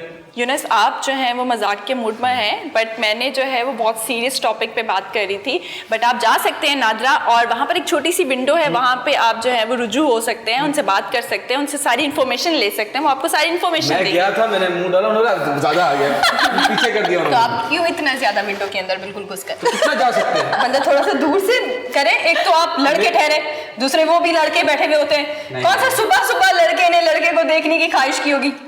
आप किसको देखती हैं? मेरा ऐसा कोई वो बिल्कुल भी नहीं। आपकी क्या ख्वाहिश है? मेरी ख्वाहिश यही है कि बस मैं अपने आप को आईने में देखती हूँ और मुझे प्राउड होता है। आपको डर लगता है? आप थोड़ी ना होते हैं सामने। लगता नहीं है मुझे। बिल्कुल नहीं लगता, क्योंकि आईने में सिर्फ मैं होती हूँ, आप नहीं होते। बैक टू द पॉइंट, मैं बताऊं कि ये बहुत बहुत बहुत अच्छी चीज़ है कि नादरा ने जो है वो नया फीचर कह सकते हैं कि ये मुतारिफ कराया है कि अब जो फीमेल्स होती हैं उनके नाम पर आपका जो बेबी है उसका नाम जो है वो ज्वाइन हो सकता है। अच्छा, मेरी एक दोस्त है जो रिसेंटली जो है उसने बेबी भी अडॉप्ट किया, और मुझे लगता है कि बहुत अच्छी बात है, ख़ास तौर पर हमारे माशरे के अंदर, और सिर्फ हमारे माशरे में नहीं बल्कि दीगर जो ममालिक हैं उसमें भी ये चीज़ बहुत ज़्यादा टारगेट की जाती है कि जो ख़वातीन प्रेग्नेंट नहीं हो सकती उनको बहुत ज़्यादा टारगेट किया जाता है। तो मेरे ख्याल से ये बहुत अच्छी बात है कि देखिए हमारे यहाँ पर कुछ इदारे ऐसे मौजूद हैं जहाँ पर आप जाकर, ऐसे बच्चे वहाँ पर मौजूद हैं जिनकी जिम्मेदारी आप उठा सकते हैं। कि आप एक बेबी को भी, अगर आप, मैं कहती हूँ जिनके घर में बेबी नहीं है या कुछ प्रॉब्लम्स की वजह से जो है वो औरत या जो है वो मर्द जो है उनके दरमियान मतलब बेबी नहीं होता, तो मेरे ख्याल से आपको टारगेट नहीं करना चाहिए, फीमेल को या मर्द को, दोनों में से किसी को टारगेट नहीं करना चाहिए, बल्कि आप कोई बात नहीं, आप एक छोटा सा बेबी होता है ना, जब आप उसे लेकर आते हैं वो उसके साथ आपकी जो अटैचमेंट होती है वो इसी तरह से होती है जिस तरह से वो आपकी औलाद है। इस्लामिक तौर पर बहुत सारी ऐसी चीज़ें जहाँ तजाद पाया जाता है इस चीज़ पर कि अगर हम बेबी जो है वो बेबी गर्ल लेंगे तो ये अलाउ नहीं है। मतलब इस्लामिक वे से मैं बोल रही हूँ कि इस्लामिक वे में ये आता है क्वेश्चन कि बहुत सारे लोग कहते हैं कि हम बेबी गर्ल को अडॉप्ट नहीं कर सकते क्योंकि शरई तौर पर जो है वो फिर एक बहुत बेसिक रूल्स जो है वो अप्लाई होंगे। लेकिन अगर बेबी बॉय, क्योंकि बहुत सारे ऐसे लोग होते हैं जो कि आपके कहीं पर अगर जाए ना, ईदी सेंटर पर या दीगर जो दूसरे होते हैं वहाँ पर अगर आप जाए तो बेबी बॉय बहुत मुश्किल से मिलते हैं, बेबी गर्ल्स बहुत होती है, लेकिन आप कर सकते हैं मेरे। बट सना, मेरे कहने का ये मकसद है कि जब आप बेबी गर्ल भी आप लेते हो तो वो सेम कानून जो है वो बच्ची के लिए भी लागू होता है ना? बिल्कुल ऐसा ही है। हाँ, मतलब जैसे हम बॉय भी लेते हैं तो वो माँ के लिए प्रॉब्लम होती है, किसी और के लिए प्रॉब्लम होती है, बट अगर हम लेट्स सपोज बच्ची को अडॉप्ट करते हैं तो वो बाप के लिए या लेफ्ट राइट जो भी रिश्तेदार है उनके लिए भी तो वो सेम वो ऐसा है। हकीकत में ऐसा है कि जो बेसिक जो हमारे इस्लामिक तौर पर हैं कि आपके कुछ कायदे और कवानीन होते हैं तो वो आपने रखने। मैं ये आज अभी बता रही हूँ कि ये हकीकत है, मेरे ही, मैं नाम मेंशन नहीं करना चाहूँगी, लेकिन मेरे एक रिलेटिव हैं जिन्होंने बाकायदा जो है वो उन्होंने उनकी शादी के 20 साल बाद तक, जब उनके घर में औलाद नहीं हुई, 20 साल बाद तक नहीं हुई, तो उन्होंने बेबी गर्ल अडॉप्ट की। देखिए मैं आपको बताऊं कि अल्लाह पाक के यहाँ जो है वो लिखा हुआ होता है कि किसके नसीब में क्या है। नसीब के साथ हम कभी भी किसी भी चीज़ को जो है वो मेंशन नहीं कर सकते। हम कहीं पर ये नहीं कह सकते कि मर्द की गलती है या जो है वो औरत की गलती है या इसको टारगेट करें या उसको टारगेट करें, हम कभी नहीं करते, क्योंकि हमेशा ये चीज़ करनी चाहिए। अल्लाह हमें गरूर तकब्बुर से बचाए। हमेशा हमें ये कहना चाहिए कि जो अल्लाह को मंजूर होगा वही होगा। काफ़ी बड़े जो एक्टर्स हैं हॉलीवुड के, जैसे एंजेलिना जोली हैं, उन्होंने भी बच्चे अडॉप्ट किए हैं। हाँ। काफ़ी बॉलीवुड एक्ट्रेसेस हैं, उन्होंने भी बच्चे अडॉप्ट किए, ऑर्फन जो हैं बच्चे। हाँ, लेकिन पाकिस्तान में पहले इस पर बड़ा तजाद था, पाकिस्तान में अलाउ नहीं था, लेकिन अब जो है वो अच्छी बात है कि अलाउ है। और मेरे ख्याल से आप एक ज़िंदगी की अगर जो है वो हिफाजत कर रहे हैं या एक ज़िंदगी का अगर आप पूरा जो है लेकिन उसकी तालीम का उसकी जो तवज्जो, उसको जो है तरबियत भी उसी तरीके से देनी चाहिए। आई बिलीव कि जो अडॉप्ट करते हैं तो कहीं ना कहीं वो बच्चा या बच्ची उस पेरेंट्स के नसीब में लिखे हुए, हकीकत बात तो है। ये उनके नसीब में होता है और वो केयर करते हैं। और मैं आई हैव सीन कपल्स जिनके बच्चे नहीं होते, वो कैसे तड़प रहे होते हैं। हकीकत तो बात जब उनका ऐसा कोई बच्चा या अडॉप्ट करते हैं तो वो तो फिर बादशाह है ना, और मलका है। और यूनुस अगर- यहाँ का एक मेरे बच्चे भी बड़े नहीं हुए, बादशाह बनने दें उनको। तो बट वो जो मैं कहना चाह रहा हूँ कि जो बच्चे हैं ना, फिर उनकी लाइफ बड़ी होती है, वो पैम्पर्ड भी होते हैं, वो फिर थोड़े से स्पॉइल्ड भी हो जाते हैं, but it's okay, it's part of life. जी, अब बच्चे बड़े हो गए। जी, शादी होती है तो बच्चे नहीं हो पाते किसी भी रीजन की वजह से, तो फैमिली में क्या कहा जाता है कि ये लड़की को छोड़ दो। वो ये नहीं सोचते कि लड़के में भी प्रॉब्लम हो सकती है, वो लड़की को छोड़ देते हैं, दूसरी जगह भी शादी होती है, अगर वहां पर भी औलाद नहीं होती तो वो तीसरी शादी। जी, तो जी, ये जी, माइंड सेट हुआ हुआ है खानदान का कि ये जो है वो औरत में ही कोई ना कोई और प्रॉब्लम ये हो जो सकती टेस्ट है। होते हैं तो फीमेल को ज्यादा प्रेशर किया जाता है as compared to men। Exactly। मर्द टेस्ट नहीं कराता, क्यों? मैन को मेरी मर्दानगी पे शक कर रही हो, तुमसे बड़ा कोई नहीं है। हकीकत बात है। इस्लाम की रूह से अगर मैं बात करूं तो बच्चे को अडॉप्ट करना बहुत ही फजीलत वाली बात है, और आपके पास अगर आप औलाद जैसी नेमत से महरूम और अगर आपकी नहीं हो रही तो अडॉप्ट करने में कोई बुराई नहीं, बल्कि उसको जो आप एक औरत अपने बच्चे को जन्म दे रही है उससे ज़्यादा फजीलत है उसकी, जो उसकी परवरिश करके बड़ा कर रही है, उसका ज़्यादा मकाम और आला बुलंद दर्जा है।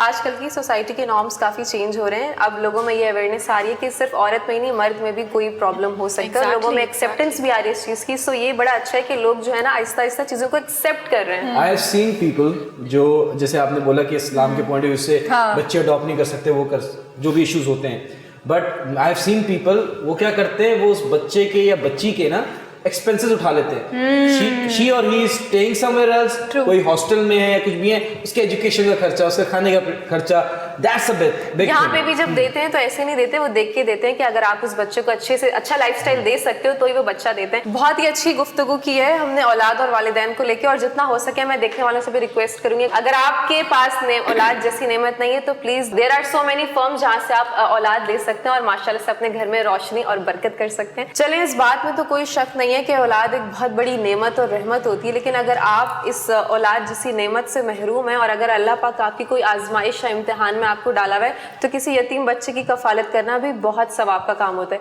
इसी नोट पर मैं अपने शो का इख्तिताम करना चाहूंगी और मैं सारे अपने को होस्ट की जानिब से आपसे इजाजत चाहूंगी। आपसे मिलेंगे अगले एपिसोड में, तब तक अपना बहुत सारा ख्याल रखिएगा और हमें दुआ में याद रखिएगा, एंड हमारा शो देखना मत भूलिएगा। कमेंट सेक्शन में हमें जरूर अपना फीडबैक दीजिएगा। अल्लाह हाफिज। अल्लाह हाफिज।